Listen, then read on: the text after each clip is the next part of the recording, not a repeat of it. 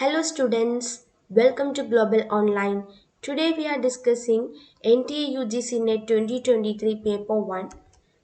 In this class we deal with Digital Initiative for Higher Education from ICT.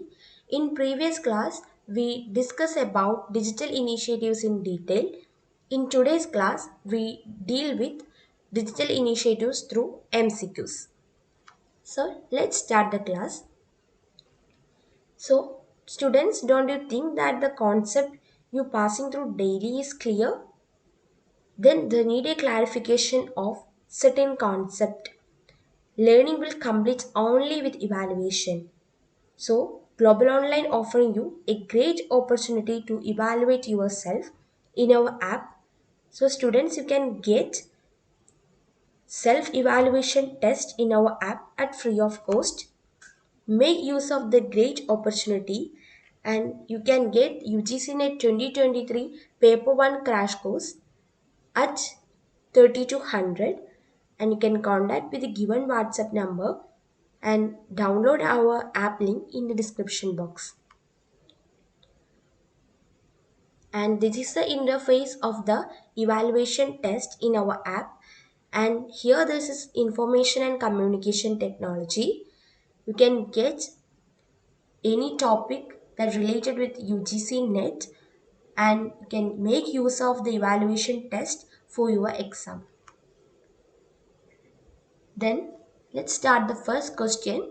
Which of the following open source learning platform has been developed by IIT-Kanpur? Here, the particular open source learning platform that developed by IIT-Kanpur is the Brihaspati. So, the other two options, e-Gyan and e-Saraswati. E-Gyan deal with the education management system, and e-Saraswati is the ERP software. So here ERP software that's used for number of purposes from school management to student management, and here the education management system deals with the inquiries and also for student and faculties that need help through SMS or live chat, etc. Clear? Then the next one, which of the following ISO are the main challenges in ICT adoption in Indian universities? So these are the challenges given: lack of technological readiness, poor implementation, linguistic barrier, all of the above. So the main challenges that lead to the ICT in adoption of is the all of the above. So here the main challenges include technological readiness, lack of technological readiness, poor implementation, linguistic barrier. Clear? Then next question deals with the video conferencing is an example of which technology? Synchronous, asynchronous, both A and B. Here the video conferencing deals with the synchronous technology. You must know the difference between synchronous technology and asynchronous technology. Both are same level of technology but have some differences. In synchronous, there are live and also at a time, that is the live time to time chatting or SMS or audio or video conferencing. But here, then asynchronous, that is the live chat or the time to live time is not available. Here, the recorded session or the recorded audio video are examples of asynchronous technology. Clear? Then it is the differences, major differences between synchronous and asynchronous. Here, synchronous audio video conferencing, webcasters, text based chat channels, instant messaging, and also multiple modalities like Blackboard, WebEx, etc. In asynchronous, there come pre-recorded multimedia, and in text there come email, electronic document, discussion boards, blogs. In multiple modalities, there are virtual libraries, social networks. Then the next question, which of the following institution launched a knowledge repository e-Gyankosh in 2005 that aims at storing and preserving digital learning resources? So here e-Gyankosh that's launched in 2005 we can get that is a knowledge repository and that aims at the storing and preserving of digital learning resources. So the examiner asked that the e-Gyankosh that launched by which of the institution, and that is none other than IGNU. So the IGNU is the institution that launched the knowledge e-repository called e-Gyankosh that is in 2005. In this question you can get two important points. One is e-Gyankosh is a knowledge repository and the other one is it is launched by IGNU. Clear? Then it is the particular picture. You can remind this e-Gyankosh with this picture. So e-Gyankosh, the launched by IGNU, that is a People's University. Clear? Then e-Gyankosh is the full form of electronic Gyan, or the Gyan means here knowledge and sorry Kosh means here knowledge. So the electronic Gyan and Kosh. Gyan means knowledge and Kosh. Here the National Digital Library is the e-Gyankosh and that is implemented and maintained by IGNU. Next one, institution that promoted by the Department of IT to provide communication infrastructure and services to academic research institution in India is. So the question is simple. The communication infrastructure or the IT department that provided the ICT or the digital help for the institution. So which is the institution that promoted by the Department of IT and they provide services to the academic research institution in India like the digital help and that provided by the ERNET. ERNET full form Education and Research Network. So the ERNET is the institution who helped the various academic research institution in India to be digitalized. Clear? Then the next question, bongage of FM radio. Here bongage means the collection. Okay, so the bongage of FM radio channels which broadcast programs contributed by institutions such as IGNU and IITs. So here the particular FM radio channels that contributed by institutions such as IGNU and IIT. So the channel that is Kyanvani, Kyanvani provide the programs or the in events that contributed by the institutions such as IGNU and IIT. So in IGNU and IITs, the programs that shown or the programs that been telecasted through Gyanvani. Clear? Gyan Darshan is a television channel. Then it is the Gyanvani, the symbol, the logo, an educational FM radio of India.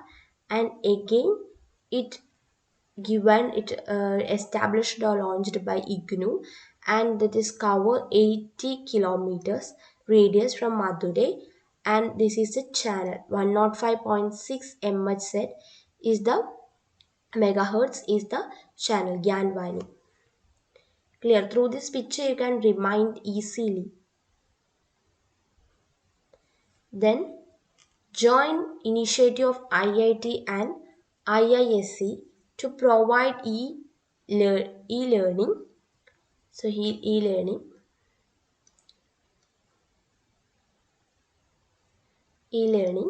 through online web and video courses in many streams, specifically engineering in the country, by providing free online courseware.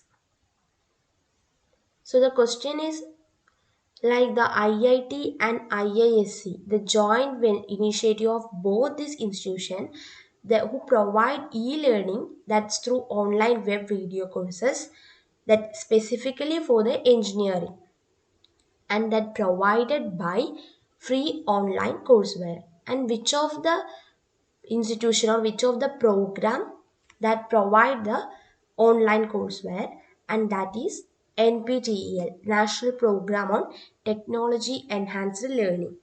It aims to partner with organization in a mutually beneficial manner, and that by offering courses to train the freshers in the company and to also the cross skill and upskill that existing in the workforce. Also, we can get these skills through NPTEL, and that is a joint initiative of IIT and IISc. The next one, organization has been assigned a task to develop e-content of 996 courses that belonging to engineering, science, technology, humanities and management. So which of the organization that assigned the task to develop e-content in 996 courses? And then it is an institution, IIT Madras. IIT Madras is the institution who assigned a task to develop 996 courses.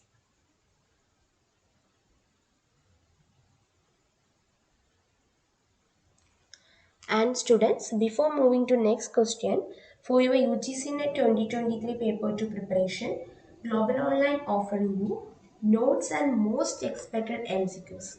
And both will help you not only in the UGC exam, but also you can use this in interviews and also in other exams too. So that's a great opportunity, and you can get this for 280, and you can get notes and MCQs for the subjects seen in the screen.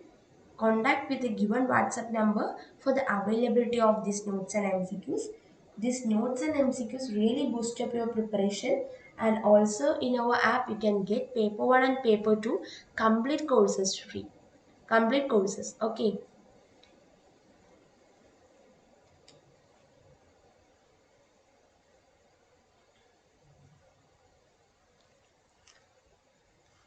And next question deal with A view. A view is a important one. You can get questions from this area. The software that has been developed under the NMEICT, that is National Mission on Education through ICT, is basically developed for. Here the A-View, that is a software that developed for mainly for which purpose? That's for teachers training. So the A-View is the one that related with the teachers training, and that is developed by NMEICT.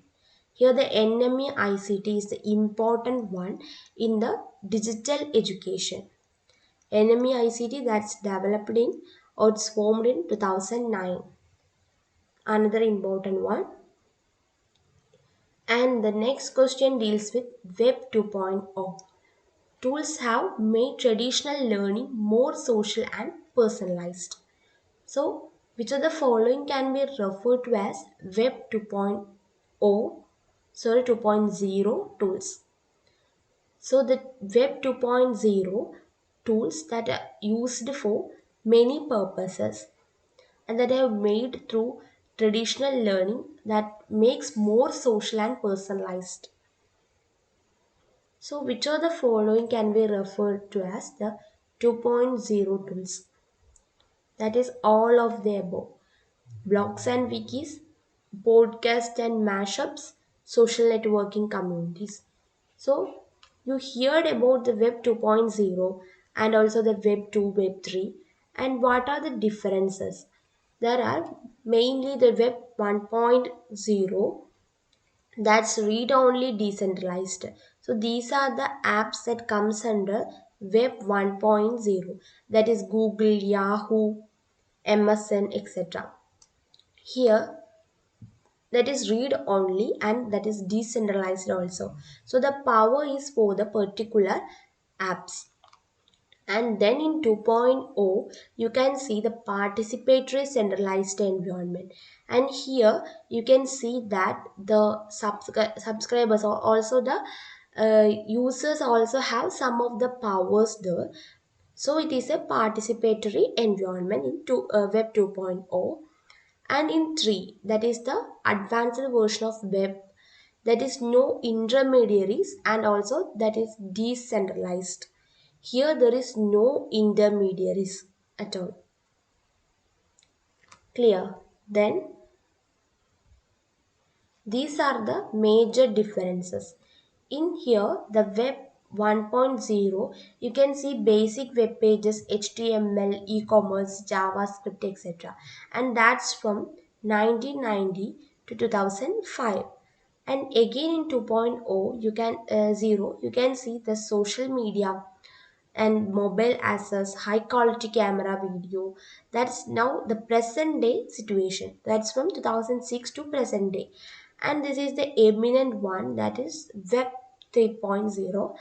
And here the semantic web users monetize the data, and artificial intelligence is the important one.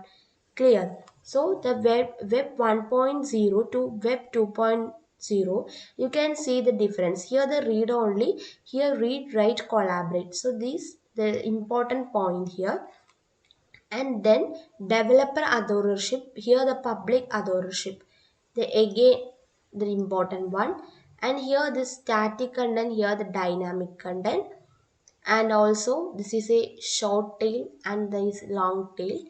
And this is text based and web 2.0 multimodal, both text and audio, video, etc. And here the lecture based, here the conversation. So you can see the major differences here. In lecture based, you can also connect the web 1.0 as a autocratic teacher, and but in web 2.0 you can see the conversation, that is a democratic teacher. Clear? Then the next question deal with Eklavya technology channel that started in 2003, that is a distinct learning joint initiative between. So the Eklavya technology channel that is developed by which of the universities or which of the two important universities, that is a joint initiative, and that is none other than IIT and IGNU. So the two IIT and the IGNU, the both initiative of the both institution will make the Eklavya technology channel in 2003. Next one, virtual education refers to imparting instruction in a learning environment where the teacher and the students are separated by. So you must know about the virtual education, and we all are part of the virtual education during Corona period. So in virtual education, you can see the teacher and students both are separated by some of the factors, and that is both time and space. You can see both A and B. You can also separate it by time and also space. When teacher can record the classes and in some other time teacher can post it. So the students will watch the class and also understand the content. And in space, teacher can send the video classes and also the audio classes from any part of the world. You can get the classes from America, Australia, or any other part of the world, and students from also the any parts of different parts of the world can access to the this content. So both the time and space are the two important factors that separate the teacher and the student in virtual education. And then the question, following institution that ERNET is used to connect computers. In previous question we see that what is ERNET, Education and Research Network. So here education and ERNET is used to connect computers in various institutions. So you can see the that is all of the above. IISCs and IITs, also the National Center for Software Technology, all are using the research institutions, academia institution also are using the ERNET to connect the uh, people or connect the institution with digitalized mechanism. Clear? Then, which of the following services can help students to access computer files from remote location? That's through mobile phones. One of the important one, that's remote location. So the students from distant places or the remote location can access the computer files through mobile phones using this particular service, and that is Renrain. That is the service, and you can here the students can access the computer files from remote location through mobile phones. And that is the last question, that's homework first question for you. How many DTH channels are available in Swayamprabha? You can know Swayamprabha is a DTH channel, is a collection of DTH channel, and here there is how many DTH channels are available in this particular platform. 32, 34, 30, 38. You can comment the answer in the comment box. Okay, and any question regarding to this can ask in the comment box. This question is a previous class homework question. NMEICT expected to be a major intervention in enhancing the gross enrollment ratio GER in higher education by dash percentage during 11th 5-year plan. So the NMEICT, the one of the important mission of government to enhance the learning through ICT, and this platform provide or this platform intervention is to enhance the gross enrollment ratio to which percentage, or the intervention of the government to increase the GER through the introduction of NMEICT by 5%, and that's during the 11th 5-year plan. So you must remind or you must recall the 5% in exams. Clear? So the NMEICT, that is formed of important mission by government in 2009, and here the government intervention or expectation to rise the GER to again 5%. Clear? Then that's for the day. We end this video and we will meet the next important topic in another video. Until then, thank you.